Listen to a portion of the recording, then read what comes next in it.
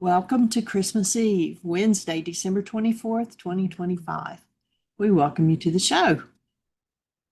And Mike will be here in just a minute.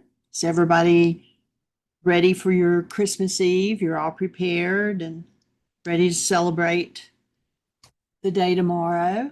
You're going to be with family? What's happening?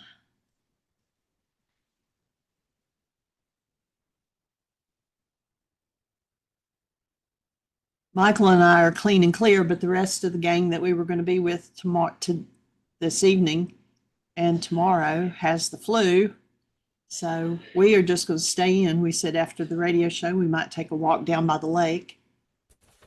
All that work you guys are doing, there's a big upgrade in the Yeah, family. yeah, yeah, yeah. It's um, Gabby and the two kids have had the flu for the last 3 or 4 days, and we had the kids on Friday, so we are blessed that we didn't catch it.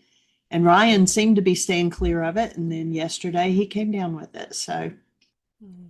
we're just all staying in our own spaces. Nice. Sorry about that. The doorbell was loud. Turn that down.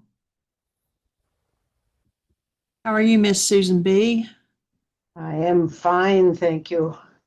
Yep, Are a you? lot of people are going to have quieter holidays this year. Yeah, It they happens. flu's actually going around so bad here that they have made an announcement that any of the workers at the hospitals or clinics have to wear masks. Wow. Yeah, so it's pretty rampant right now. Yeah. Oh, and you're going to So, be able to motor around a little bit on your Christmas? yeah, I'm going to make Tim Bingham some salmon and potatoes and a salad. That's going to be it. And we've Uh, got too sounds. many Christmas cookies being delivered because people are being, when you get a new hip, you get a lot of attention. Yeah, that's a hard way of doing that. I love it, but we've got to take them to the church quick before we eat them. Are you all having a Christmas Eve service or anything that you're going to tonight? I'm not allowed, but Tim's going to go. Yeah, Awesome. I'm housebound till my next checkup thing in Awesome. another week. Yeah, so not Yeah, bad. How about good. you, Angie? Angie, are you Andrea or Angie or what? I'm It's Andrea. Andrea, I called you the wrong name. I apologize. That's okay. I've been thinking of you. Oh, thank you. Oh, hoping you're feeling spirits lifting. Yes. Good. Yeah, thank you. You're welcome. so Michael's with us. I'm going to say welcome, Michael. Thank you, dear heart, and welcome everybody. My apology for running a little bit slow. We have this absolutely gorgeous sunny day. We've had some cold, like as low as 9 degrees Fahrenheit in the last week here. And so I had to take some time to pull a chair out and sit out in this 60-degree sunshine with my bathing suit on to do this show. So, so Hey, my cool. apology for the timing, but I'm delighted and excited to be here and wondering what's happening, what's going on for everybody. Not I everybody at once. I have my daughter here that I'd love to introduce. Oh, sweet. Is this the Okay. daughter we saw doing the dance? Yep. Yeah, Oh, Oh, this is cool. your jeans. oh Right, yeah. I forgot you have met her. We This is sort of, yeah, by video. But hello, Gene. It's a delight to meet you. this is Hi. Alex. Hi. Hey, Nice to Alex. meet you Welcome to the guys. show. Thank you. I've heard so much wonderful things. Thanks for having my mom. We've been having fun. Been a lot of layers come up, a lot of breathing, a lot of tears, a lot of laughter, a lot of joy, and a little bit of crap. But hey, that's all part of the healing process. True. One of my favorite tongue-in-cheek lines is healing is not Dr. Feelgood. I actually have a little card that my daughter drew for me when she was about maybe 6, And at that time, we had our teaching center and we're doing intensives every summer. So the kids were in intensives or they were on the road with me. And she did this little card where she wrote a story about how somebody who was sick came to Dr. Heal Good, but they didn't like it because they were hurting. And that then they came and talked to Dr. Ryce, and Dr. Ryce said that healing is not Dr. Feelgood, and they lived happily ever after, something to that effect. But anyway, with a little drawing, it's just like those kinds of memories. I mean, she was probably, I don't know, 6, 7, maybe 8, I don't know, but just pretty awesome to have these awesome beings that we call our children, and to watch what you guys go through, and to go through what we go through with you, what we go through wishing you didn't have to go through, Yeah. and learning to hold the space for it all, and to undo the errors that we've made. And there's so many things now. We raise our granddaughter, who's now 7. We've been doing this since she was born, and our grandson, who's 16 months now, 2 to 3 days a week. And my kids are now in their 40s. And there's so many things that I wish I'd known when my kids were small that I'm able to do with Lincoln and Aria now. It's just, it's pretty awesome. And sometimes gives me an opportunity to do some forgiveness work when I realize what I didn't know back then. Mm-hmm. So, but it's all part of the process. And Yeah. hopefully each generation gets another layer, another step higher up the ladder. It's true. It's very true. Yeah. Well, thank you for doing the work. For me, it was partially I made a choice to do it, and partially the universe kind of forced me into a corner where I didn't have a choice. And I'm quite thankful that the universe forced me into the corner, because knowing myself, I know very well that if I hadn't been forced into that corner, I wouldn't have done the work that I've done over the last, I've been at this almost 60 years now, and I would not have done it if it weren't for that push from the universe. So I early in the early days of working with these ideas, I realized that the best way to be a full-time student of it was to become a full-time teacher of it. And it's I've run into many layers. In fact, in just the last few months, I've hit another one where it's like, oh, I'm finally starting to understand this. Oh, good. Like, oh, geez. We were So, actually having cacao this morning together and talking, and she says, because I said to her, every awakening just makes things so much deeper and like such an unhinged way, because I've been in bed since she's been here, since the beginning of December, just really down. And you know, then she says, Mom, I wonder if that's why the rest of the family went back to sleep, because my aunties and my granny and my mom went through like going to AA and had spiritual awakenings, and they were starting to do the work, and then they stopped, and they've just settled into the patterns yeah. and not really facing anything. And I said, well, I don't know how people go back to sleep after they awaken. Like, to me, that's impossible. And Alex said, but I understand why they did, because it is so hard. So we were just Well, having a lot of yeah, compassion for our family.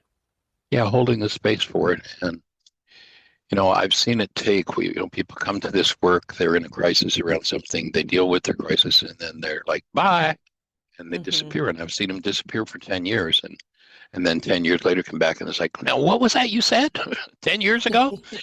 And, my take is, when you really think about what we're asking people to do, what 2,000 years ago, the work of Yeshua was asking people to do, was literally to look at a genetic history filled with so much unresolved trauma. I mean, you look at, I forget the name of the group, but there's a group in Canada that researches war, and they tell us that in our written history, over 6 billion people have been killed in war. on this planet. And when you think about that, that's my father, my grandfather, my great-grandfather, great-grandmother, all the way back, 6 billion people. And you think about, one of those lives lost, if someone close to us goes off to war and dies, and how much pain, how much trauma comes into a family, comes into a system. And all of that is being registered in our genes. And what this call is to literally clean up our genes. And the raging blame and guilt and fault and hate and terror and trauma that needs to be faced, I understand it. I watched it so often. And, one awakens, but the awakening state's a very gentle, subtle. It's like, in order to stay awake in those early stages, it takes a lot of support. And when that past trauma rears its ugly head again in its deep, raging pain, it makes so much noise that sleep's the only option. So I can certainly understand it. And, each time one comes back at a new level and clears out another layer, and then there comes a point where you can't turn away from it. You once you've seen it, you can't pretend it's not there. But it's a process that takes some time.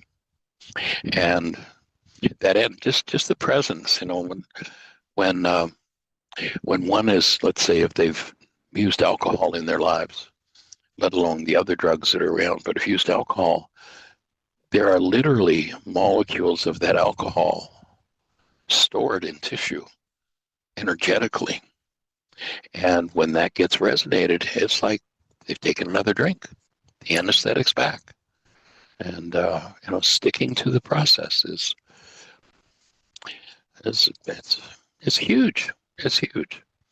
And fortunately, there are enough people who are saying, okay, I'm going to go for it. They go for it, and they go for it, and they go for it till that's the only thing the only option they have. And fortunately, there are enough people out there that are coming back to it and taking the next level of work and the next level. And there's so many places it's coming from. So many sources. AAs, NA groups are doing some awesome work around the country and around the planet. So many spiritual awakening groups.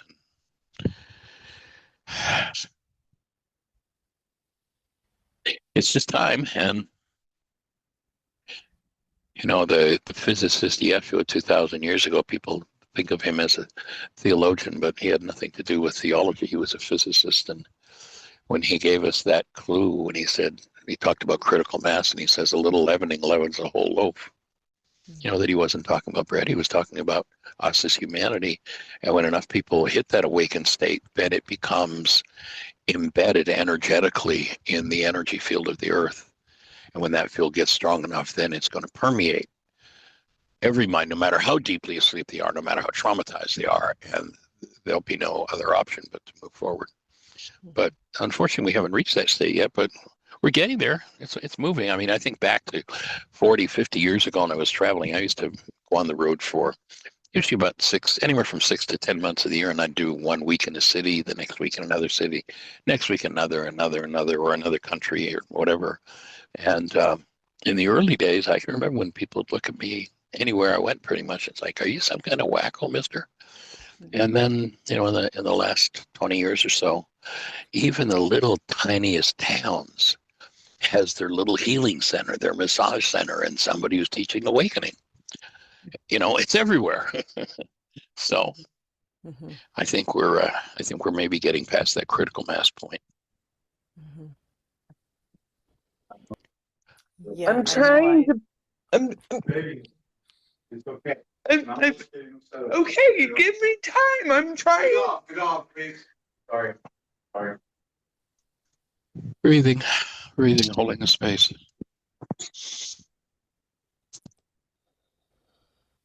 Holding the space with you, Cami.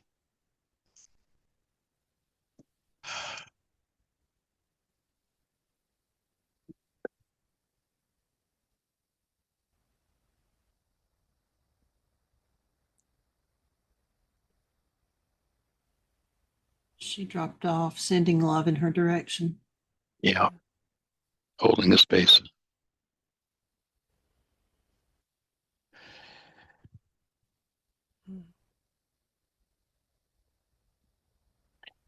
So, Miss Susan B., how is your hip today? It's coming along very nicely. People are Fabulous. delivering cookies all over the place, Michael. Well, now that's not the best thing. No, I know. I'm packing them up as fast as they come in, accidentally eating one or two here and there. And then I'm sending them to church tonight with Tim Bingham. They can always spread them around to the congregation.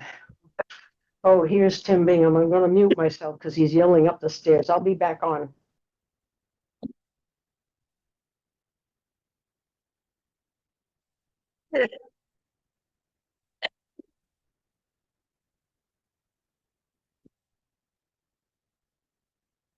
Cookies. Sugar is such an insidious addiction. Oh, Yeah, good. I'm back. Yeah. Welcome. Michael, I do have something. I know Andrea was on yesterday and she was processing and probably still is. But I just want to ask for some kind of prayers. We're trying to hold the space and love Jacob, but he has not eaten. He doesn't eat. He says he's exhausted. He's not taking any of his weed and alcohol, but he says he has no money. Well, he has an inheritance, but he doesn't want to touch it. He's lying in bed, and I probably enabled him. I said, well, we were going to give you some money for Christmas the way we always do. I'll send it to you now via Venmo if you'll go out and get some good stuff for you to eat.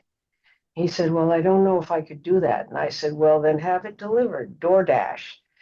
I have never used it, but I know it exists. And he said he knows about that. And I said, will you do that? So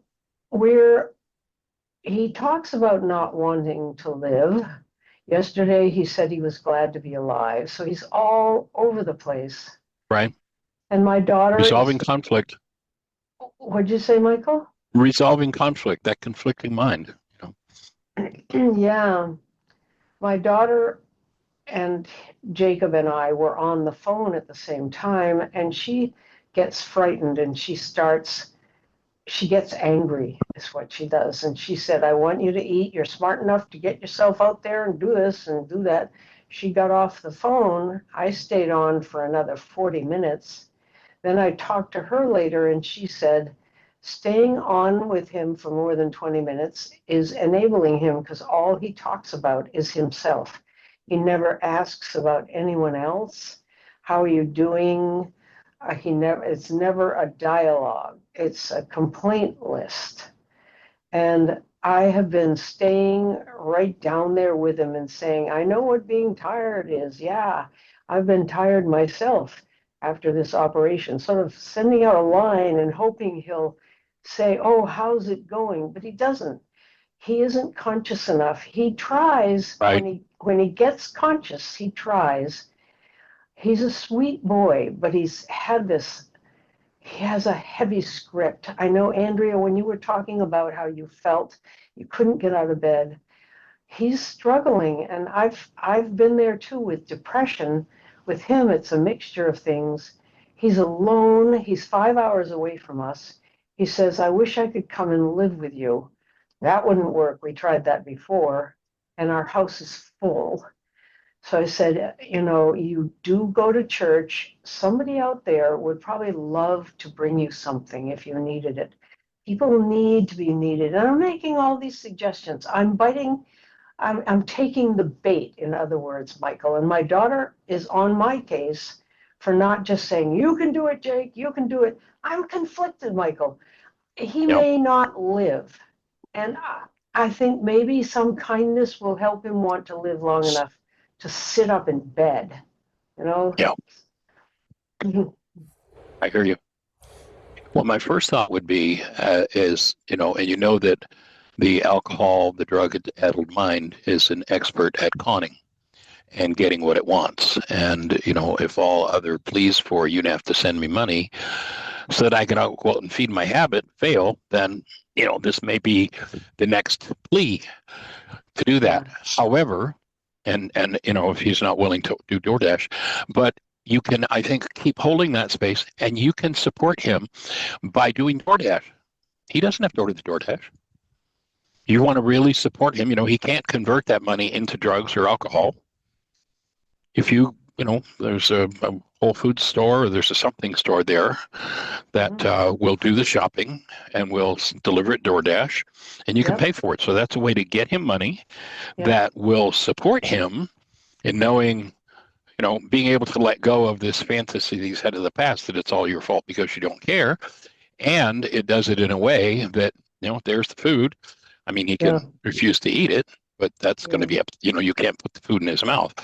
And, there's a pretty powerful passage in the Course in Miracles about the state that he's in. And let me read it. Okay. It's lesson 21 in the Course in Miracles. And the second paragraph starts out with, the unforgiving mind is full of fear and offers love no room to be itself. No place where it can spread its wings in peace and soar above the turmoil of the world. The unforgiving mind is sad, without hope of respite and release from pain. It suffers and abides in misery, peering about in darkness, seeing not, yet certain of the danger lying there. The unforgiving mind is torn with doubt, confused about itself and all it sees, afraid and angry, weak and blustering, afraid to go ahead, afraid to stay, afraid to awaken, afraid to go to sleep, afraid of every sound, yet still more afraid of stillness, terrified of darkness, yet more terrified at the approach of light. What can the unforgiving mind perceive but its own damnation? What can it behold except proof that all its sins are real? The unforgiving mind sees no mistakes but only sins. It looks upon the world with sightless eyes and shrieks as it beholds its own projections rising to attack its miserable parody of life. It wants to live, yet wishes it were dead. It wants forgiveness, yet sees no hope. It wants escape, yet can conceive of none because it sees the sinful everywhere. The unforgiving mind is in despair without prospect of a future, which can offer anything but more despair. Yet it regards its judgment of the world as irreversible and does not see it has condemned itself to this despair. It thinks it cannot change, for what it sees bears witness that its judgment is correct. It does not ask because it thinks it knows. It does not question, certain it is right. Forgiveness is acquired, is not inherent in the mind, which cannot sin. As sin is an idea we taught ourselves, forgiveness must be learned by you as well, but from a teacher other than yourself, who represents the other. Yes. Michael, back up. Two Yes. sentences. You're going too fast. My brain didn't handle it. Okay. 2 sentences back. Thanks. Okay. Forgiveness. So I go back to here. It thinks, this is the unforgiving mind, it thinks it cannot change, for what it sees bears witness to its judgment being correct. It does not ask because it thinks it knows.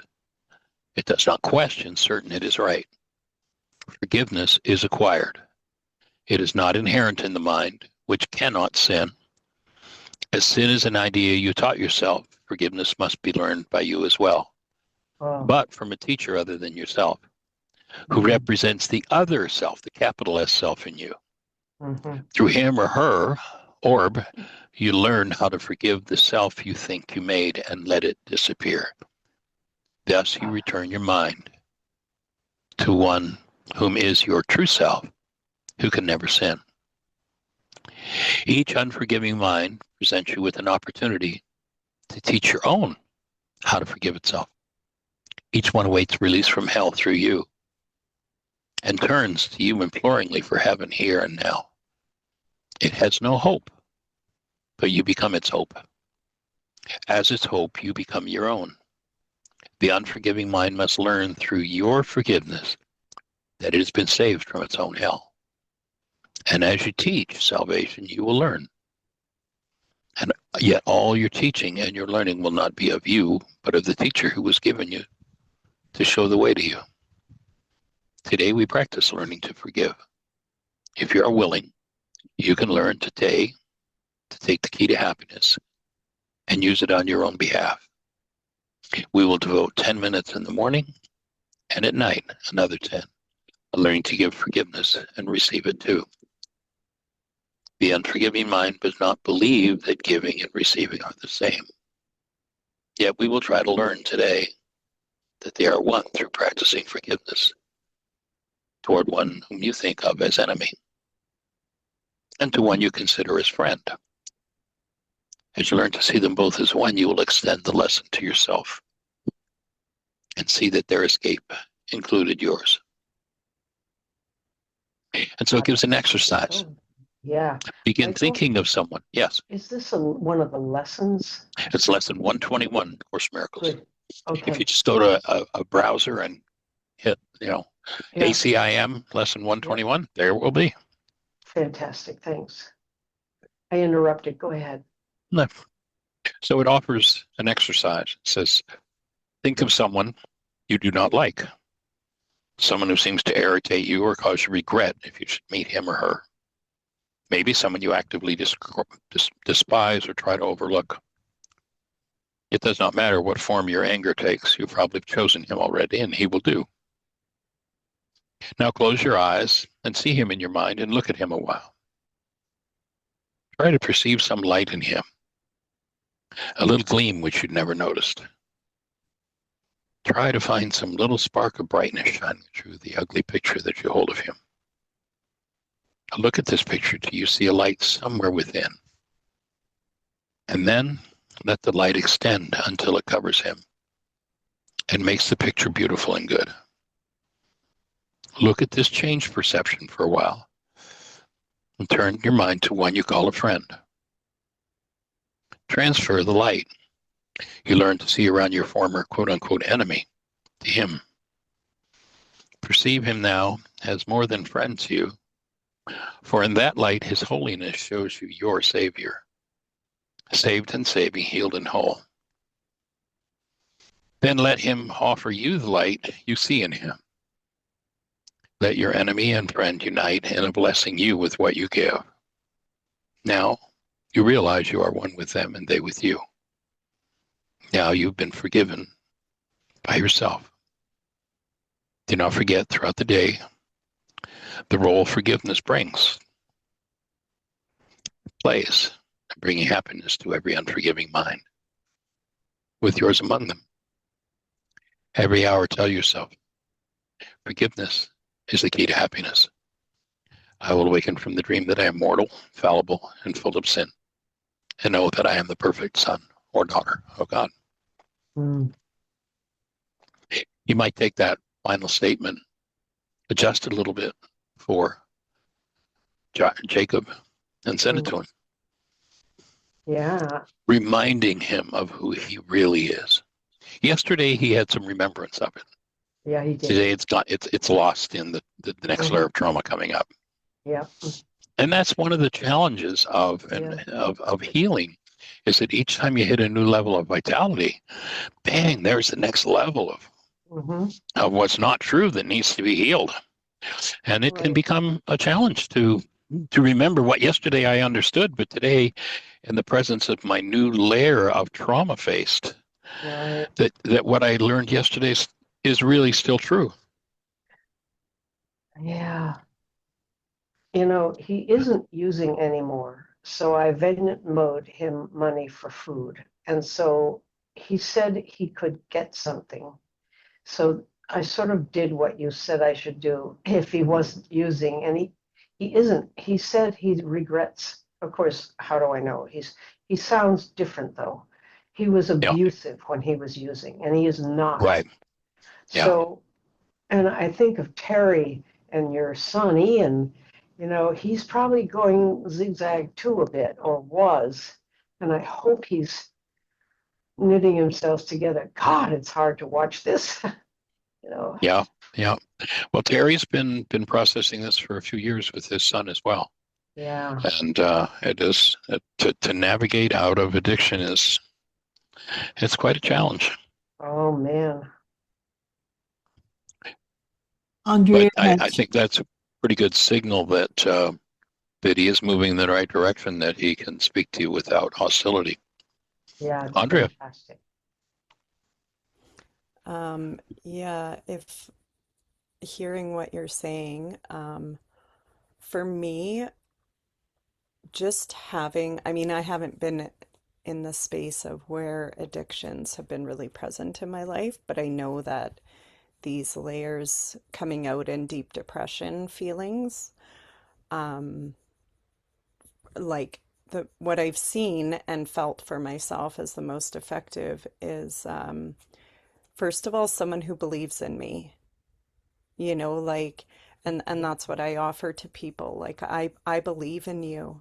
I know you can do this. I know it's hard, but Wonderful. just holding the space, Hmm. like if someone goes into fear with them, it amplifies the fear. It I, manifests with the yeah. fear, and just like holding the space of love and going, I know you got this. I know this is a family affair, and I'm standing with you and for you, together, and just believing in the person and acting as if, even if you do feel shaky or scared, and being there. Because I know, like, what my experience was in the program, this was 20 years ago, but it was even in Al-Anon and stuff, there was a harshness. Like, a lot of people had the fearful avoidant attachment style, which is very black and white thinking. So it was like, Mhm. if you're helping, you're enabling. Like, Yeah. things were very cut and dry, but there's a middle ground, Hmm. and only you know the middle ground, and that's where you can soften Hmm. and be present and say, hey, what do you need? If they don't know, it's like, it's okay, you don't know what you need. I'm going to try and offer some things, and then let me know later if it is helpful and you need more of it or you need something different. We're in this together. We can Love it. do it Thank you. together. Appreciate And it. that, Merry Christmas. Excuse I, me. that's okay. It's just, but yeah, like there's this black and white thing I noticed in the program. It's like Yeah. you cut people off Hmm. because you don't, in people's own journey to recovery from codependency and enabling, they get hard and harsh and cut and dry and black and white. And it's just knowing it's a family affair, knowing that you are all healing the family lineage and that you're all in it together and you all believe in each other, and That's looking at him gorgeous, like he's Andrea. healing. Yeah. That is so gorgeous. I had the same problem when I was in AA and Al-Anon. It seemed too hard. Not that it wasn't true, but not possible with this very gentle, tender person that Jacob is. hmm So it's good to hear what you're saying. And that's what I experienced. My family were all in the program, and I made a mistake at 13 and they all cut me out. Oh God. I don't know how many times they all cut me out, but then no one was there for me. Mm, And here I am vulnerable, not to mention the actual age. But even later in life, trying to set boundaries with my family, and then they don't talk to me for 2 years because, it's the first time I'm setting boundaries and it came out blaming and harsh, mm, and then they cut you out saying, well, we're mhm, not enabling this. But it's like, mhm. I have no boundaries or no practice with it because our family doesn't have boundaries. It's a Right. family affair Mhm, always. mm. You know, and where breath and love are not present, there's disease. Whoever's doing it, whether it's the person who is being called the enabler or the the addict, the enabler is usually an addict too. Their addiction's just a different one than Yeah. the one of the identified addict or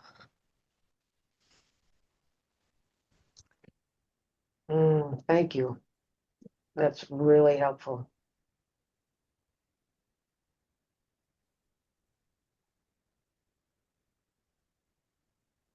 another thing that you could do might be a nice gift to give him is get on the phone with him and just invite him to breathe.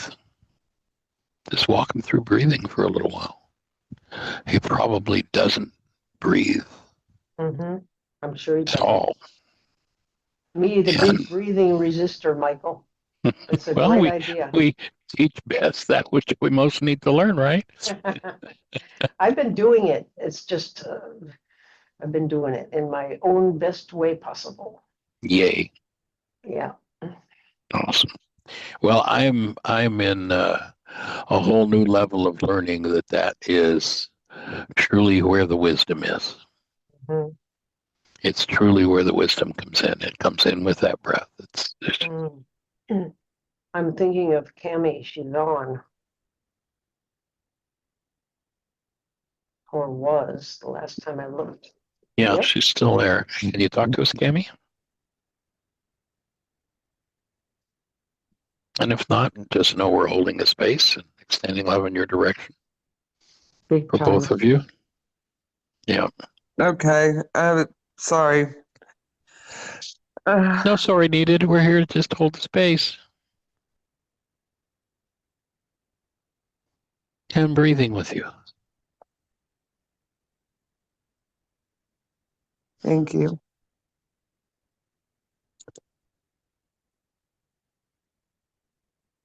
Anything is safe for you to share right now? I'm alone. No. Anything is safe for you to share right now? I mean,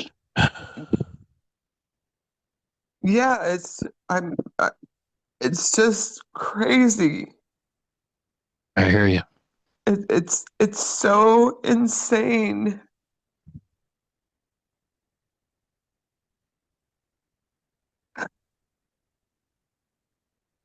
I was This, I was asking about a question that I had about, was this all me?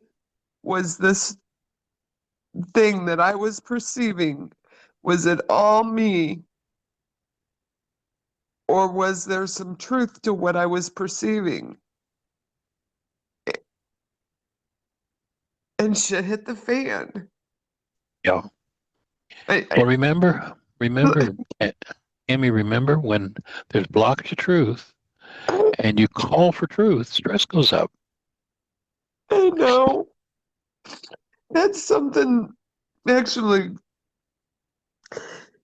I don't know what you guys have been talking about.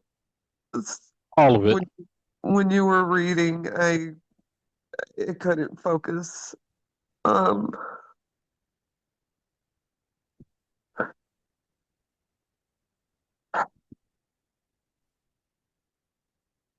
And you bring your breath fully into your body right now. I just did. Could you hear it? Yeah, I could. I heard the change in your voice tone too.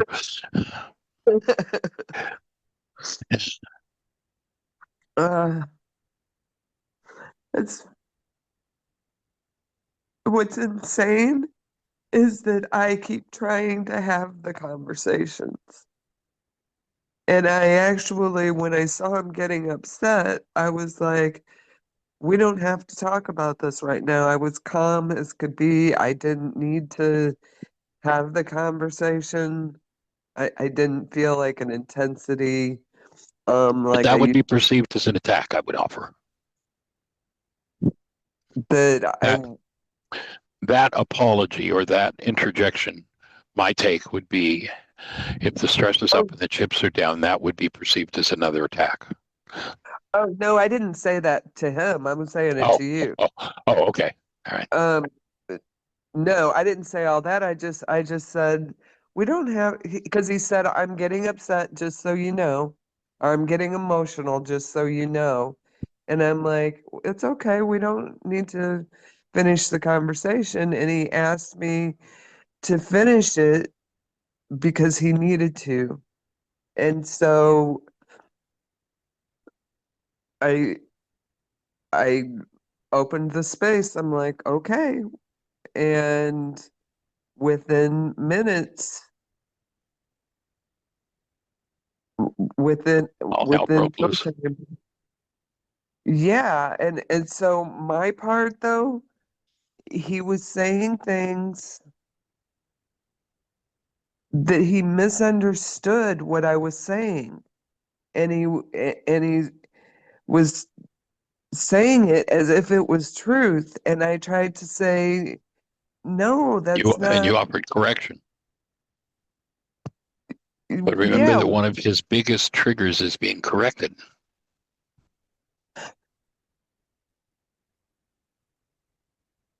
That I would say I would offer is the core of his power person dynamic is being corrected,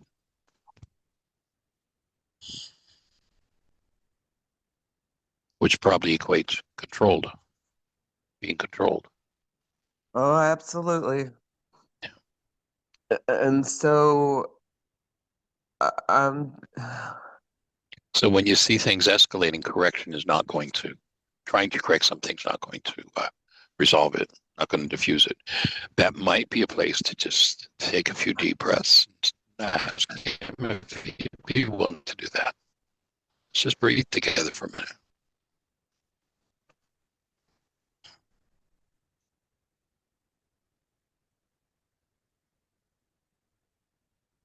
I think I did actually ask that after he got upset, but by then it's too late.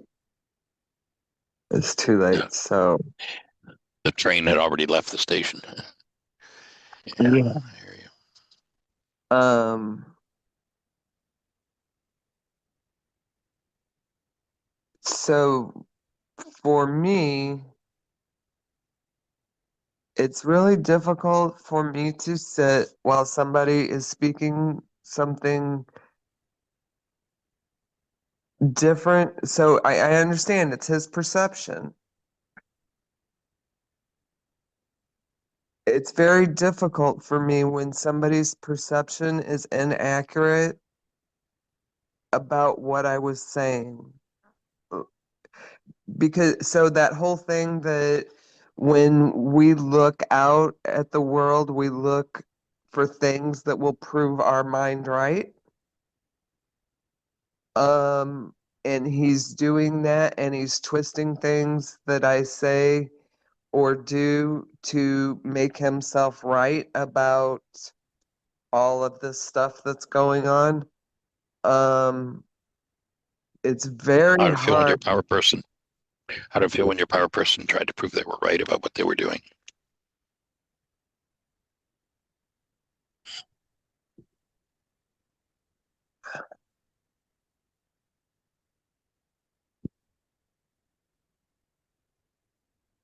Um, okay, I don't know. So it's very difficult for me to hold that space while somebody's doing that. And you're Yeah, saying that that's my power person dynamic. I'm just asking if Okay, that. okay, I'm not clear on the question. Okay. So let me take a breath, please. So how did it feel when your power person told you that what you were saying was in error and corrected you? Oh, you mean what I did to him? I thought you were talking about. Take a breath. Breathe into it. Okay, we were talking about two different things. Yeah, no, I understand that this is his, and I know how I felt, and I felt very small, and I felt like I didn't have the right to be me, and all of that is in my power person workbook. So do you suppose that any of those feelings might be a match to what's going on in him when you offer him correction? When you Yes, deliver the message, you're wrong, I'm right, let me tell you what's really accurate, what's really true. Do you absolutely. suppose there might It, be any of that feeling small? That's what creates the raising up and going into hostility to protect and defend against feeling small. absolutely. That's what I'm saying. That's all in my that all of that is in my workbook. Like I realize how he feels, and I'm saying that my issue is that when he's talking about, when he's saying that I said something that I didn't say, and he's saying that I had all of these emotions going on and all of this upset, and my upset was about something completely different from what he was saying. It's like it's hard to sit with that when, if somebody would just listen, I could explain what was going on with me in the truth of what was going on inside of me, rather than their perception. So notice that in the message, I have the truth, your perception is wrong. Is the judgment that you're wrong, and I'm going to correct you. And my But offering is that's going to arouse. Pardon me? this is, so this is an important thing. Like, I need to hear what you're saying, and I Yeah. don't. This is those. This is, he's telling me how I felt, Right. and it wasn't true. That's not how I Right. felt. Right. So you're going to offer him the correction. And when you do, notice the feelings when your power person offered you the correction and told you that they were right and you were wrong. And notice that's likely the same dynamic that's going on for him, that you're telling him he's wrong and you're right. And when he experiences correction, as you're trying to offer him with good faith, I mean, I'm just trying to tell you what's really true here. He's not hearing you saying, Cammy's trying to tell me something that's really true. He's hearing, Cammy's telling me that I don't know what I'm talking about, that I'm full of shit. And then she knows how to fix it. She knows what's really true. I'd offer that's what he's hearing. Well, so I understand. That's about my freaking emotions, though. Yeah, yeah, yeah. I am right. God, I am right. Yeah, okay. So being right gets you sitting in a room by yourself in tears.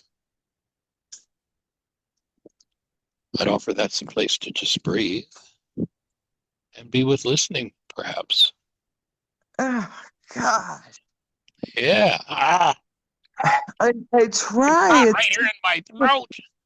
It's just so hard to listen to somebody say How something about a mind shifter? that I never felt. Okay, how about a mind shifter? Hang on, let me get a pen and paper.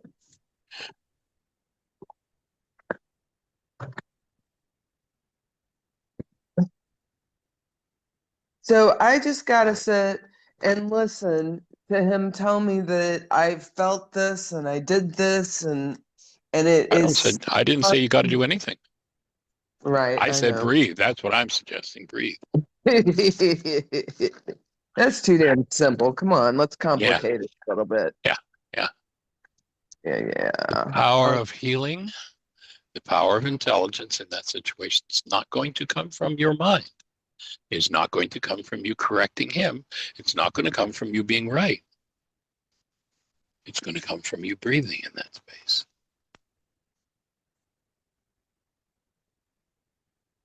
That's where the healing is going to come.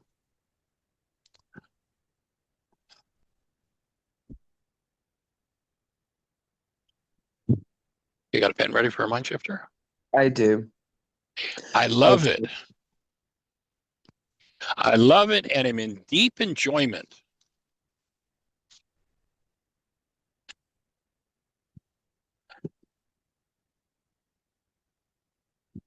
When people explain to me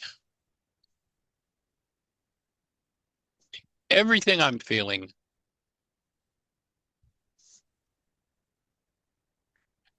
and they're totally in error.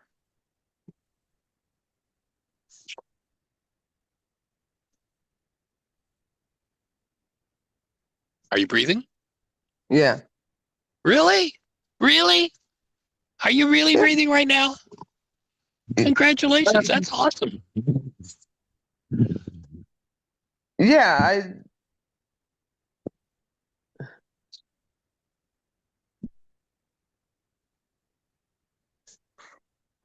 I wasn't right then. I'm trying to.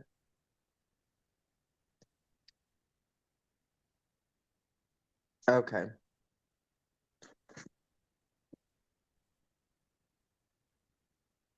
So,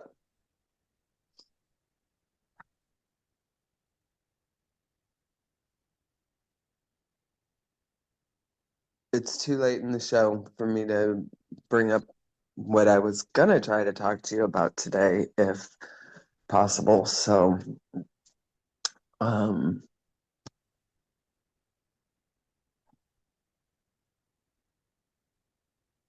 if okay,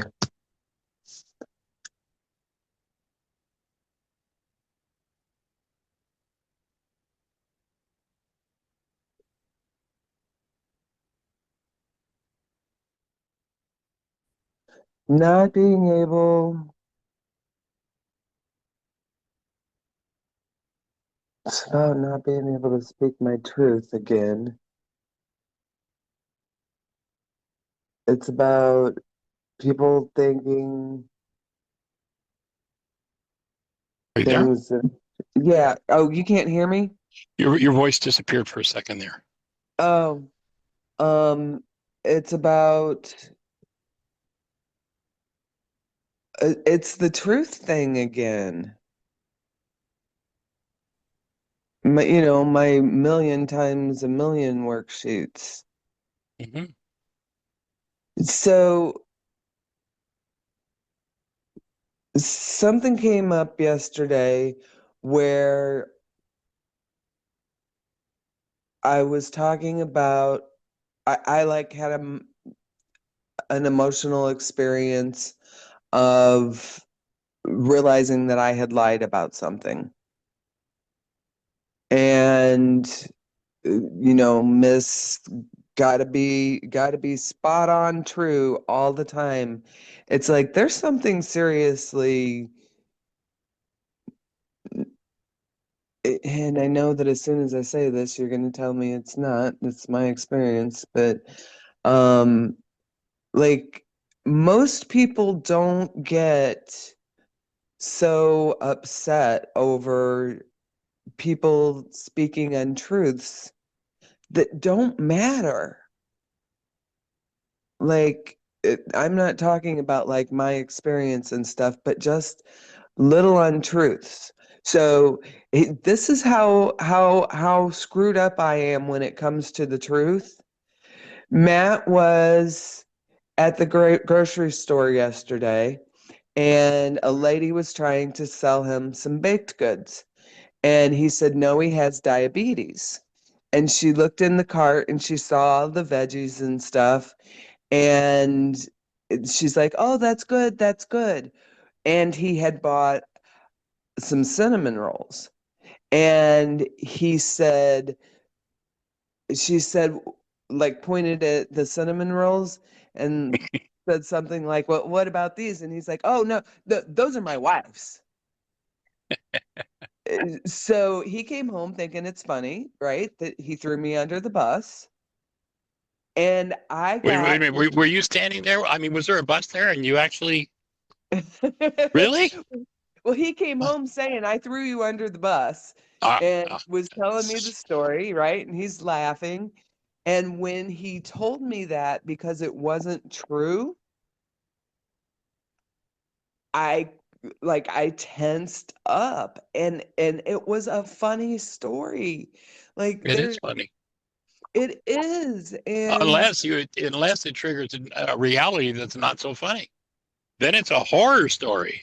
If there's horror in there around truth, being lied to or being lied about, whatever the dynamic is, and there's the next piece of forgiveness to do for yourself for that one. this is Thank every you. freaking day.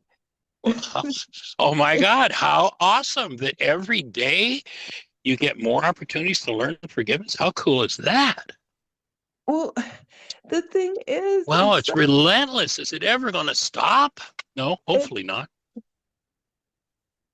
it's just not right for somebody to be so That's true. I agree with you.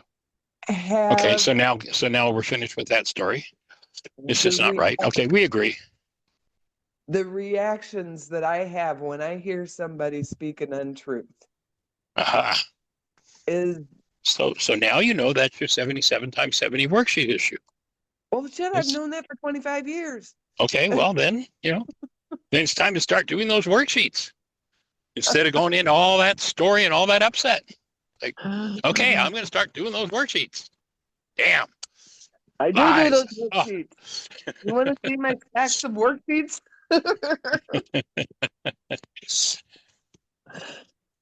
Mm. Can I have a magic pill? Give me a magic pill. That's what everybody wants. Boy, I mean, we could be billionaires if we had one of those. Billionaires in a minute. Unfortunately, the most magic pill I know is called a reality management worksheet. Yeah. That's the closest thing to magical I know. Add to that a breath, you got 2 magic pills right there, ready to go.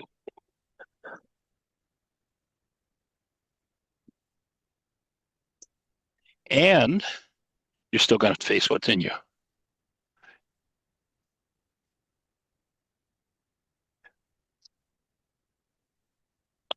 I just don't, it just doesn't seem right to me with all the work that I've done around the lies that were told to me. And I Mm-hmm. feel like I've forgiven it. I feel like I've forgiven it, but this keeps showing me that I haven't, that Well, it's then even clearly deeper. you haven't. So next piece of work. Next piece of work. How many generations do you suppose had disturbance and upset? How many in your bloodline about being lied to and lied about? Can How I, many do you suppose?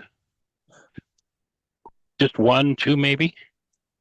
I don't know what those crazy people did. I don't I think you got a pretty good idea um about what yeah, we crazy people have done. It I know wasn't that those, it was we. yeah, it was very judgmental on my I know part. you were being facetious. I know. Um I I know just you didn't blame anybody else, and can that's I never ask, something you do. can I ask the group, does anybody have intense, like, tense up when somebody says an untruth like that? It's so minor and it's funny, and if it's untrue, I just like, does anybody else have that when people speak untruths that they Okay, let's do a survey. Everybody say yes or no. Unmute yourself. Yes or no. Yeah. Yes. Yes. Yes. oh It's unanimous. shit. What keeps Look at that. We're all the same. what keeps popping up for me, Cammie, Yeah. and this has happened for us as well in the last few days. In my defenselessness, my power and safety lies. Stop the defense. Because when you defend and you feel like you have to defend and defend, even if it's defending the truth, you're asking for attack. Right. I say that to myself all the time, except for in situations like that, where we're talking about me and my feelings. Yeah, well, fortunately, I've never had anybody say anything, in the way of attack toward me. So I don't have those kinds of issues, fortunately, because that's never happened in my life. Ha ha ha. I mean, it seems like it's so simple to just accept that Everybody has Yes. a different perception. I But mean, but it's like but but that's not what we're talking about, Cami. We're talking about unresolved, hidden, dissociated trauma held in the mind. And all you need is the trigger, the lie, and the disproportionate response is there because the unresolved energy is there. If there were no unresolved energy at it, you'd look at it and you laugh and go, oh, well. So what do you do about it? You resolve the energy. and cancel my goal for people to speak the truth, including There you myself, go. There you including go. myself. Yep. Because this is what came up yesterday when I was like, okay, how is this about me?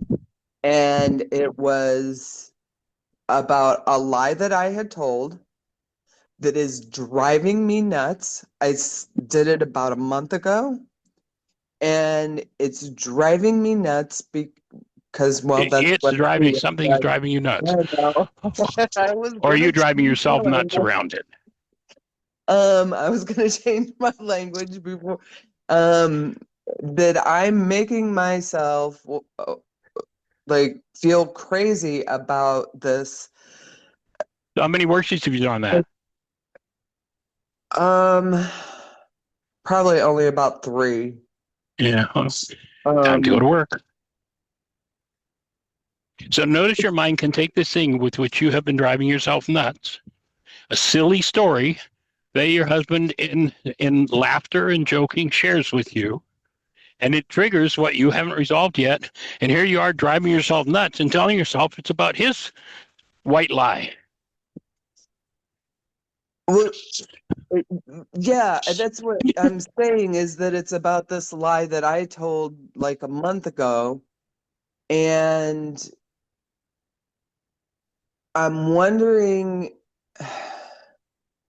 So what I've generally done, like I did in the intensive, when I had lied about, I felt like it was untrue. But then, like, the feedback that I got was like, it was no big deal. Like, it really wasn't untrue. Do you remember that? Sort of. Um, About the car. yes. Um, I get my question is, so do I take Trying to figure it out, Cammy. You're never uh going to figure it out. You can forgive it if you choose to, but you're never going to figure it out. I mean, you can ask this question for the next million years and hold your breath while you're asking it, and you will not figure it out. But you can forgive it. That's the point of it all. You can forgive it. Like, to be done with it.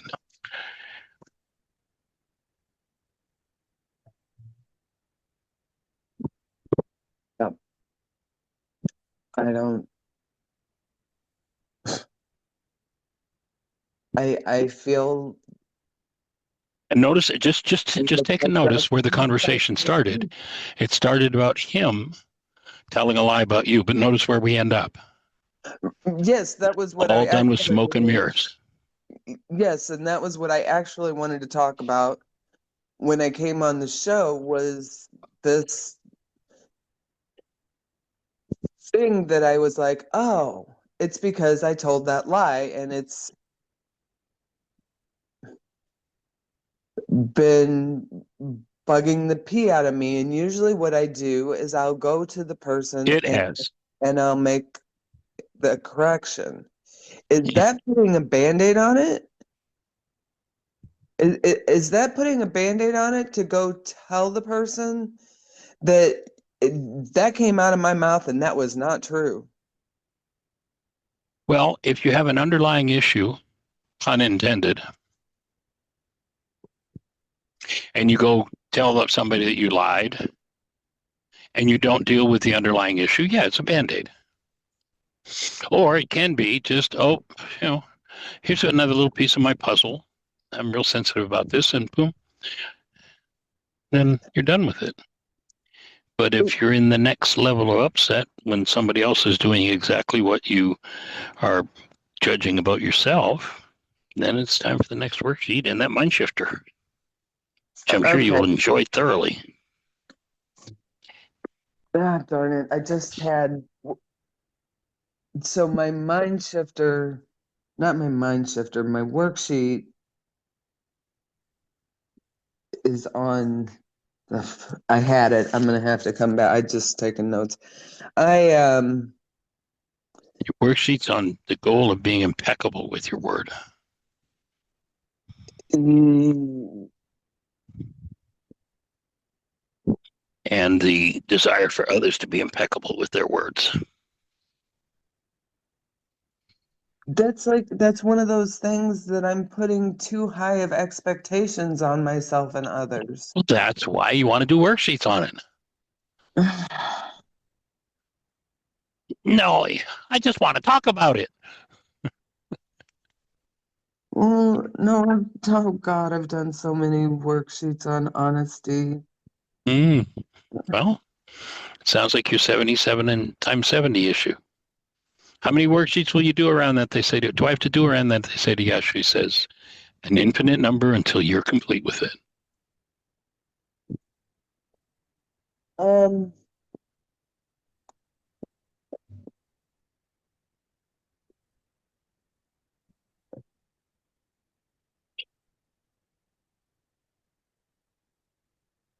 We hold the space for you. Michael, Yes, ma'am. I know it's Christmas, and that's why this is such a heavy hitting session. It's wonderful. I've got to go. I wanted to ask, you're not going to be on tomorrow, right? I don't know. Are we going to be on tomorrow, Jeanie? Are you guys going to be here tomorrow? If you're going to be here, we'll be on tomorrow.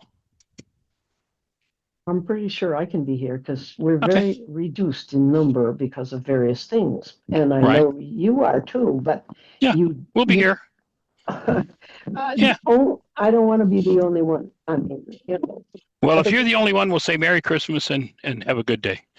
Okay. Otherwise, we'll move forward. We'll go ahead All right. All and hold right. the space. Thank you for everything. Merry Christmas. See you here later. and Susan, Merry Christmas to you. And I feel like I want to apologize for my whining session to everybody Oh, before you bullshit. go. Total crap and bullshit. I want I to mean, quote Next, Tim Hayes. next worksheet. The I next, could see myself standing here wanting to stomp my feet. Go ahead. Right. What's that quote, Susan? It's a very simple quote. When somebody challenges him and something, he'll just say, okay.